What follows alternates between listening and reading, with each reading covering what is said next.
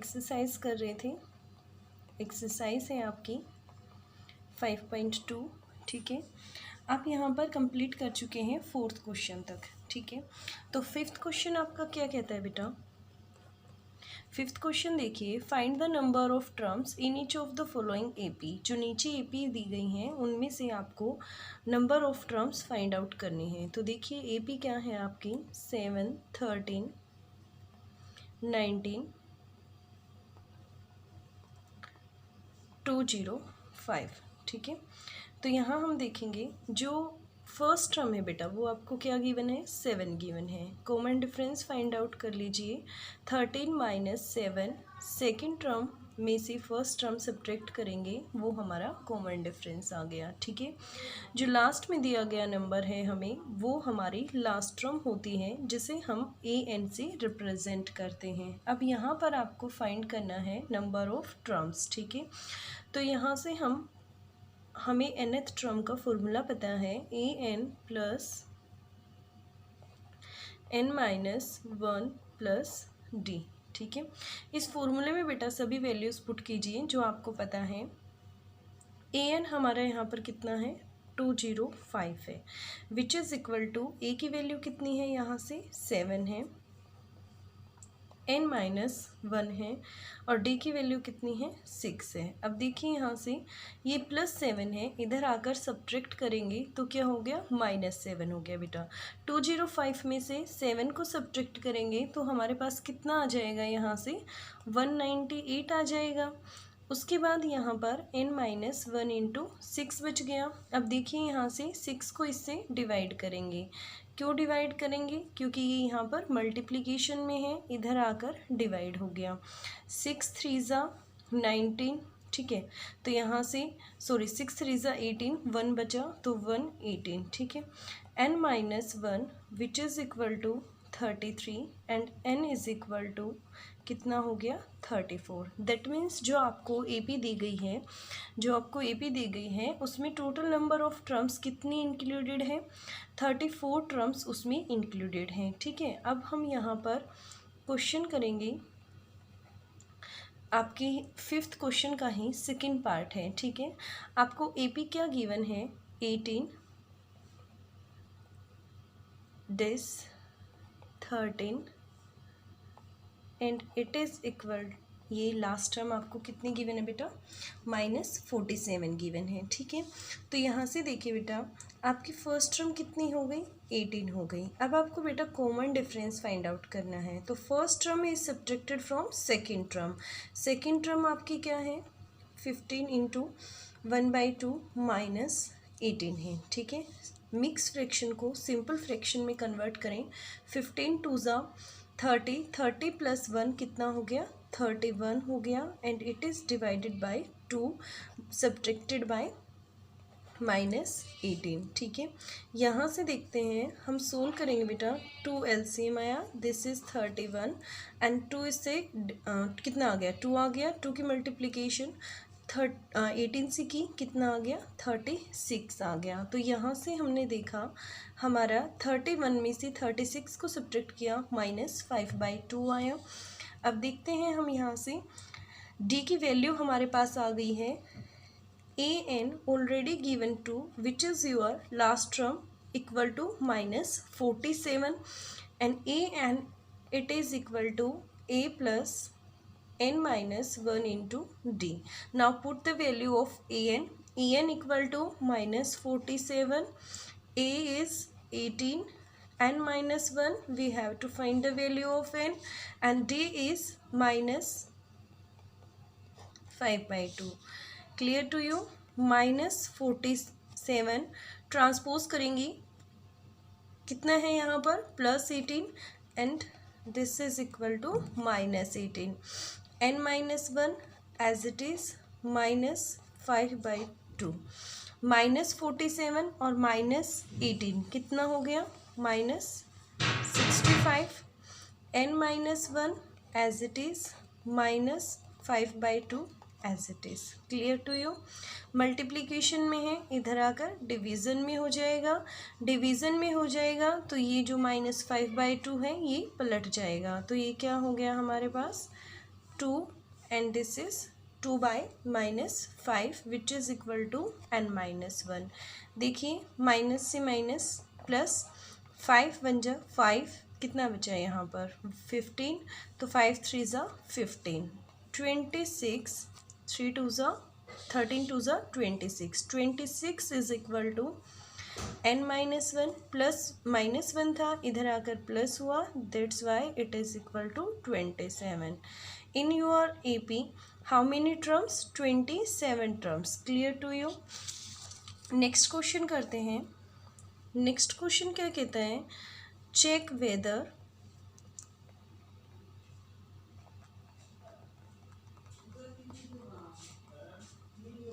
-150 is a term of the AP 11 8 5 2। ठीक है। Then यहाँ से हम देखेंगे आपको ये बताना है -150 इस AP की लास्ट टर्म है या नहीं है, या ये जो -150 है ये इस AP के अंदर इंक्लूडेड है या नहीं है। तो यहाँ से हम देखेंगे A की वैल्यू हमारे पास यहाँ कितनी है 11 है। अब हम D फाइंड करेंगे। D क्या होता है first term is subtracted from second term that means 8 - 11 which is equal to -3। A की वैल्यू आ गई D की वैल्यू आ गई and AN is given to if this term is included in this sequence that तो देन AN कितना होगा हमारे पास -150 होगा। ठीक है। यहाँ से हम number of terms find out करते हैं। Number of terms AN is equal to A plus n-1 into D। AN is -150 given to you and what is the value of A put here 11 and n-1 you have to find the value of n and D is -3। अब यहाँ से देखिए -150 after transposing 11 become -11 n-1 into -3 this is equal to -161 n-1 n -3 हो गया। यहाँ से हम देखें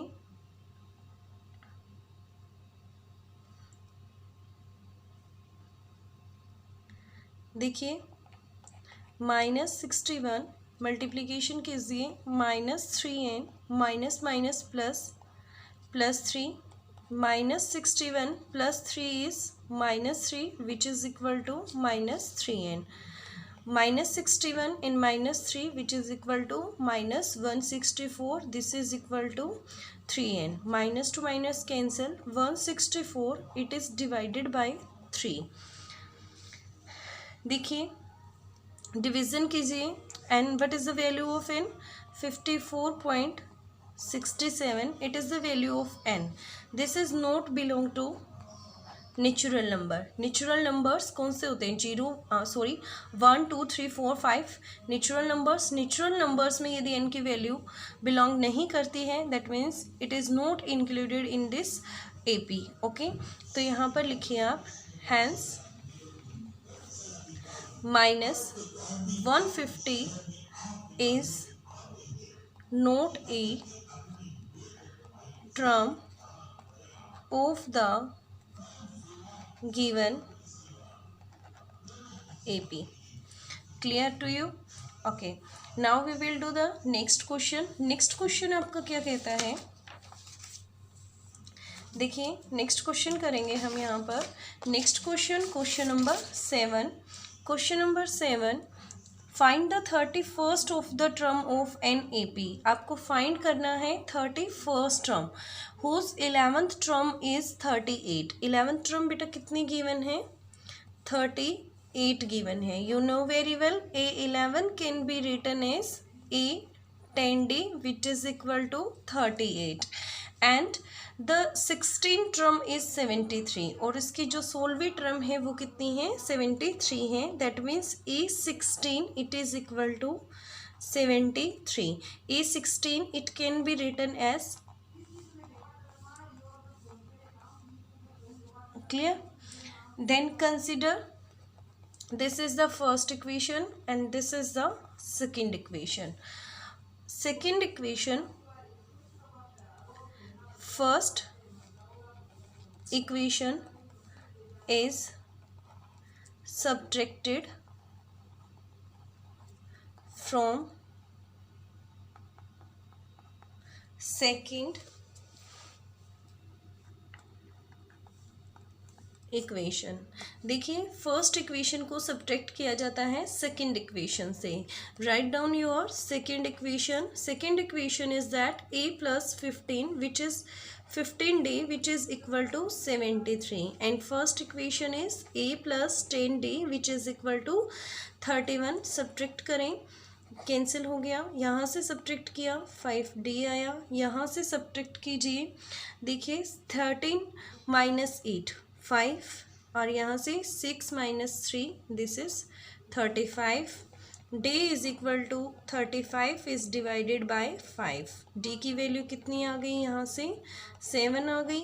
ठीक है, अब आपको क्या फाइंड आउट करना है. देखिए d की वैल्यू यदि मैं किसी एक इक्वेशन में पुट कर देती हूँ तो मेरे पास a की वैल्यू आ जाएगी. तो यहाँ पे हमारा नेक्स्ट स्टेप क्या होगा, put the value of d, put the value of d in equation first equation में d की वैल्यू पुट करेंगे. a प्लस जहाँ 10 लिखा d लिखा हुआ है वहाँ लिख दीजिए 7 which is equal to 38. a plus 70d which is equal to 38. a is equal to 38 minus 70. ठीक है, तो यहाँ से हमारे पास a की वैल्यू कितनी आ जाएगी, 0 में से 8 गया 2 आया, यहाँ से 6 में से 3 गया 32 आया, माइनस का आया. ये हमारे पास a की वैल्यू है. You have to find the 31st term of an AP. ठीक है, आपको 31st टर्म इसकी फाइंड आउट करनी है. तो देखिए A31 it is equal to a plus 30d. Put the value of a and d. a की value -32 plus 30 into d multiply by 7 -32 3 7 जो 21. ठीक है, तो 210 is subtracted by 32 which is equal to 178. ठीक है, यहाँ से हमारा आंसर कितना आया, 178 आया. 8th क्वेश्चन स्टार्ट करते हैं. 8th क्वेश्चन में क्या कहता है, an AP consist of 50 terms. एक AP में कितनी टर्म्स हैं, 50 टर्म्स हैं. That means number of terms which is equal to 50. Which third term is 12, जिसकी थर्ड टर्म क्या दे रखी है, 12 दे रखी है. And the last term means AN, it is equal to 106. and also you can say that what is the value of n, 50 है. that means a 50th term आपको कितनी given है, 106 given है. find the 29 term, you have to find the value of a29. clear to you? तो देखिए यहाँ से an का फॉर्मूला यूज़ करें. an is equal to a plus n minus 1 into d. an value 106, a की value हमें नहीं पता. ठीक है, और यहाँ से हम देखेंगे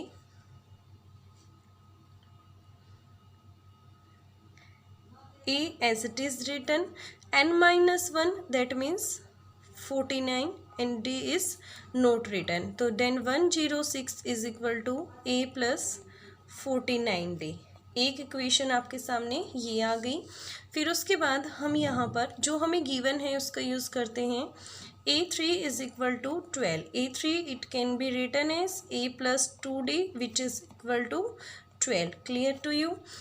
देखिए that is your first equation, that is your second equation. Second equation is subtracted from first equation. ठीक है, सेकेंड इक्वेशन को सब्ट्रैक्ट करना है फर्स्ट इक्वेशन से. लिखिए यहाँ पर second equation is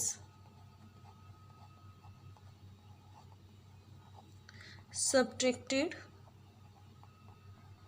from first equation. तो हम यहाँ पर जब सब्ट्रैक्ट करेंगे तो हमारी फर्स्ट इक्वेशन है a plus 49d, a plus 49d which is equal to 106 and a plus third के लिए था तो a plus 2d is equal to 12। a से कैंसिल, यहाँ से आया 47d, यहाँ से सब्ट्रैक्ट करेंगे दैट इज़ 4, ठीक है। 10 में से 9 गया, 94 हो गया। तो d की वैल्यू जब हम यहाँ निकालेंगे तो d हमारा कितना आ जाएगा, d it is equal to 94/47, कितना आ गया, 2 आ गया, ठीक है। a की वैल्यू d हमारे पास आ गया, तो put the value of d in equation second. फिर वहाँ से हम क्या निकाल लेंगे, वैल्यू ऑफ a। तो यहाँ लिखिए put the value of d in equation second. Choice है आपकी, आप फर्स्ट इक्वेशन में वैल्यूज़ को पुट कर सकते हैं और सेकेंड में भी पुट कर सकते हैं। तो देखिए यहाँ से a plus 2d, a into 2 into d which is equal to 12, a plus 4 is equal to 12 and a is equal to कितना आ गया, 8 आ गया। अब देखिए आपको फाइंड क्या करना है, a plus 29th term find out करनी है। तो यहाँ से a29 a plus 28d, a की वैल्यू 8, 28 इंटू d की वैल्यू 2 है, 8 प्लस 28 टू ज़ा 56 which is equal to 64. Clear to you? Now next question is question number 9th. If the third and the ninth term of NAP are 4 and minus 8, a third which is given to you it is equal to 4 and a ninth term, that means a9 it is equal to minus 8, a3 it is written as a plus 2d which is equal to 4. This is your first equation. a9 a plus 8d which is equal to minus 8. This is your second equation. First equation first is subtracted from equation second equation से first equation को subtract करें, write down करें, a plus 8d minus 8, a plus 2d 4, minus cancel, ये हो गया हमारा 6d and this is our 12। d is equal to minus 12 which is divided by 6, this is equal to 2। d की value हमारे पास यहाँ कितनी आई है, 2 आई है, ठीक है।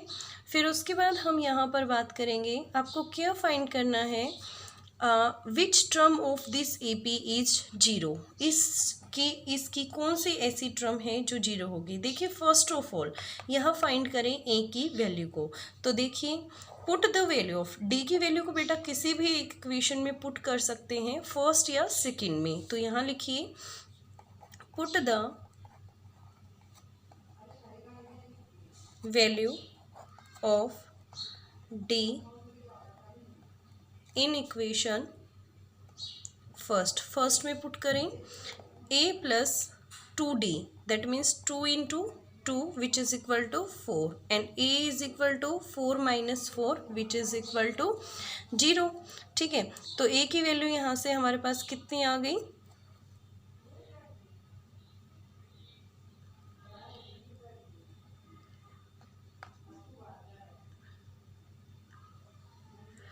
d is equal to d की वैल्यू माइनस आई थी, तो यहाँ से देखिए ये माइनस हो गया और यहाँ से ये हो गया 4 प्लस 4, a की वैल्यू कितनी आ गई बेटा, 8 आ गई, ठीक है। a की वैल्यू यहाँ से हमारे पास 8 आई है तो यहाँ हम देखेंगे, देखिए डी की वैल्यू आपके पास कितनी आई थी, -2 आई थी, और ए की वैल्यू कितनी आई थी यहाँ पर आपके पास 8 आई थी। अब देखिए आपको एक ऐसी टर्म बतानी है, मतलब कौन सी टर्म ऐसी होगी जो जीरो होगी, दैट मीन्स लास्ट टर्म क्या होनी चाहिए, जीरो होनी चाहिए। फॉर्मूला यूज़ कीजिए अपना, a n plus n-1 into D.